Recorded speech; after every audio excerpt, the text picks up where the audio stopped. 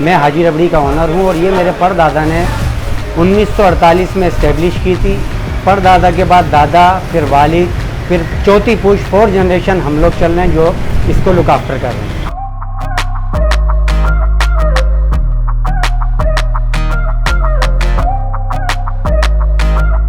मेरा नाम मोहम्मद नवीद शेख है। रबड़ी बनाने का तरीका ये है कि सबसे पहले हम दूध को कढ़ाई के अंदर डालते हैं, उसके बाद 15-20 मिनट तक उसको हम पकाया जाता है। तकरीबन उसको 80-100 डिग्री के ऊपर बॉईल किया जाता है। उसके बाद उसके अंदर हम शुगर डालते हैं।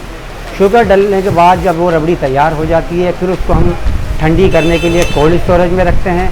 कोल्ड स्टोरेज में ठंडी करते हैं, उसके बाद फिर हम यहाँ कस्टमर के लिए उस रबड़ी को डिलीवर करते हैं।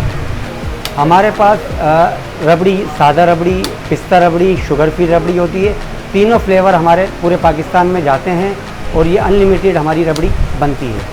रोज़ाना तकरीबन हमारा दूध जो होता है वो 40 मन, 30 मन, 50 मन दूध की हमारी रबड़ी बनती है। लोग पहले ट्रेडिशनल जो था मट्टी का कुल्हड़ था, लोग पहले ट्रेडिशनल मट्टी वाले कुल्हड़ में लेके जाते थे।